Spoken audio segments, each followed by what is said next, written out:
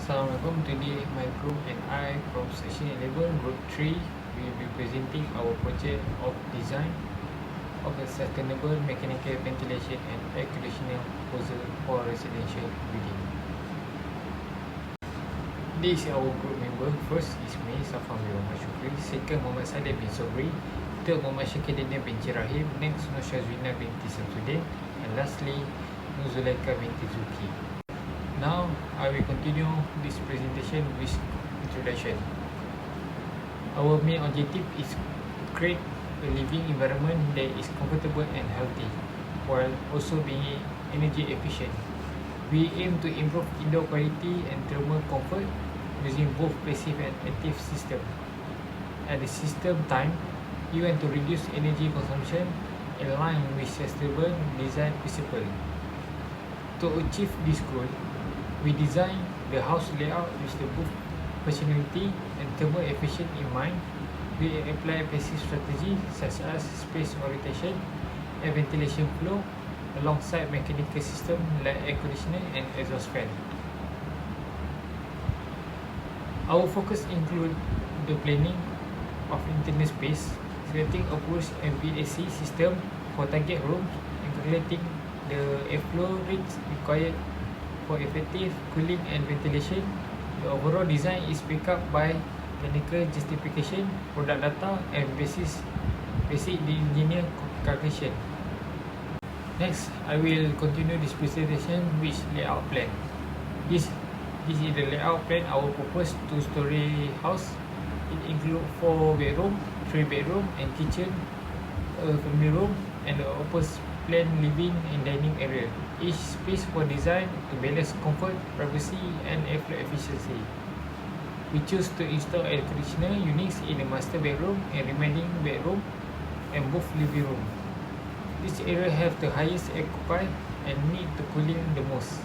For ventilation, mechanical extract fans are placed in bedroom with 10 air change per hour, and the kitchen at the 20 ACH as required for heat and odor control.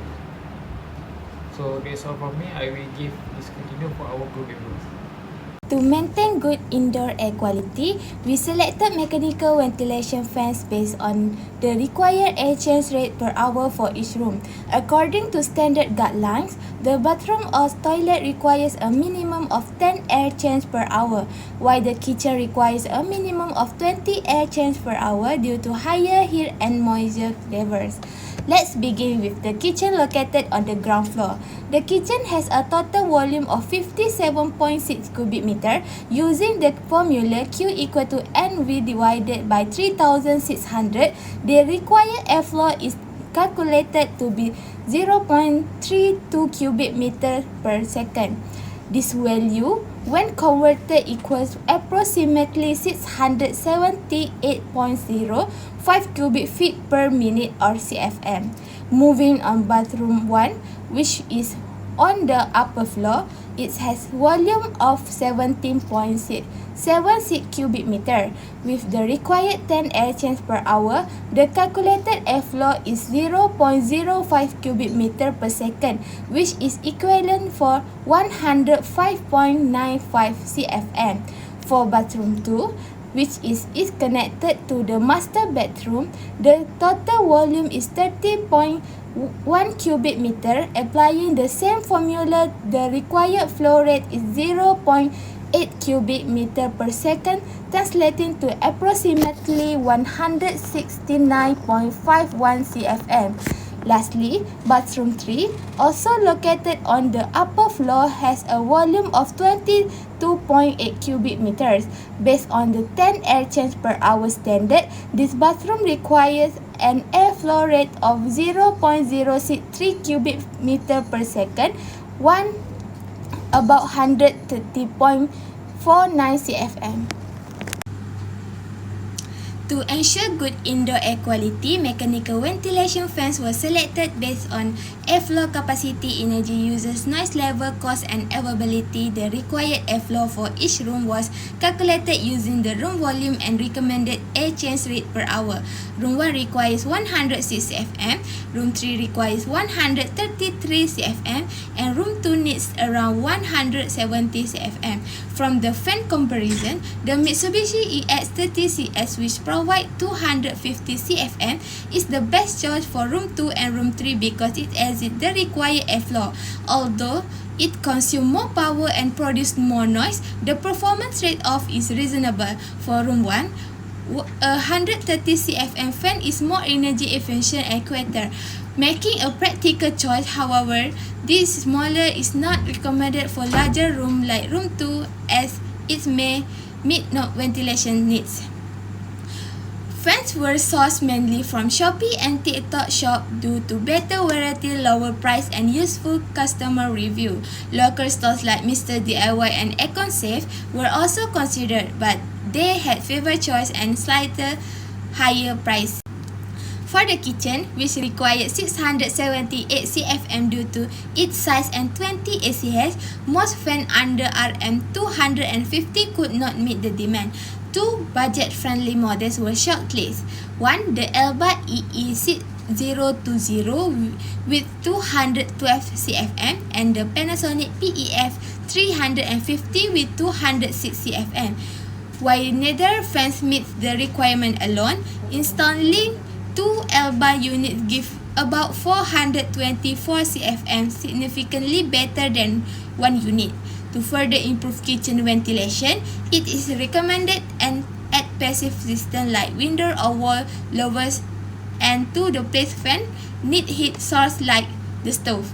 This combined approach balance performance, cost, and energy efficiency effectively. So, Assalamualaikum warahmatullahi wabarakatuh and hi everyone. So, for today's presentation, I will take part on the load cooling estimation. For the first one was the master bedroom.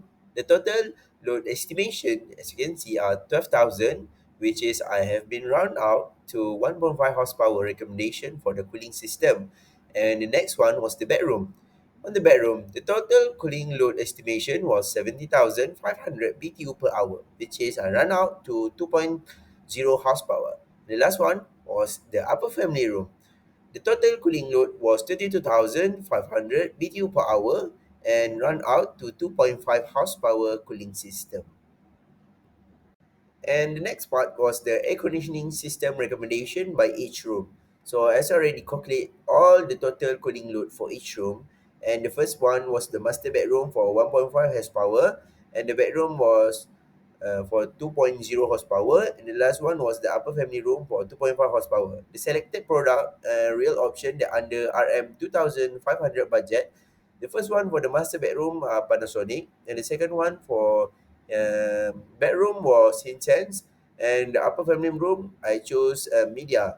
All the chosen are based on the ideal of the moderate size of the bedroom, its offer, inverter efficiency, and a quiet operation, and advance of any air purification. And all of this recommendation I have choose because it suit with the budget and everything that comply are good for the user.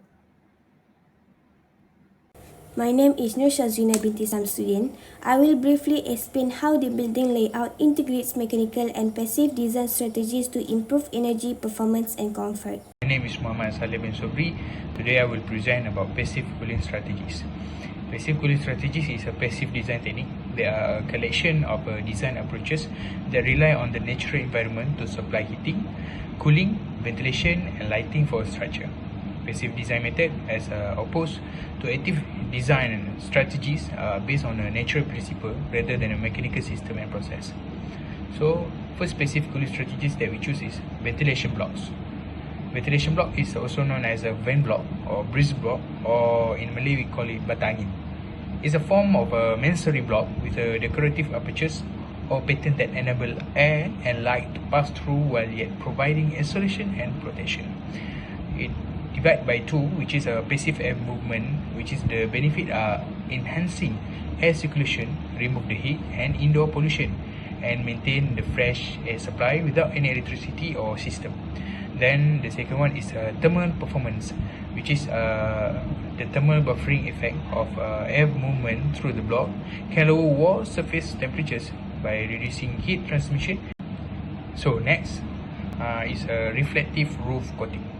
Reflective roof coating is additionally referred to as a cool roof or intended to direct sunlight and heat away from a structure, therefore by minimizing the amount of solar energy received to the roof. Reflective roof coating are amazing at keeping building cool and pleasant, where they bounce sunlight away both the roof and inside of the building. Also, for the reflective roof coating, we divide it by two, which is reduced heat gains and cost-saving energy bills. Which is reduced heat gain is heat gain lead to the several important outcomes such as improved thermal comfort and lower energy usage by applying a reflective roof coating, which is usually white or light color. Then cost-saving energy bills, which is reflective roof coating are a bit like giving the building a pair of sunglasses, so it save it some green on energy bills. But the coating also acts as a shield, which is it help keep the heat out, meaning less money is spent on air conditioning. That's all from me. Thank you. Firstly, mechanical ventilation. Mechanical systems like ceiling fans are installed in the bedroom, family room and kitchen. This helps circulate air, especially when natural ventilation isn't enough. HVAC units and ducts further support temperature control across both floors.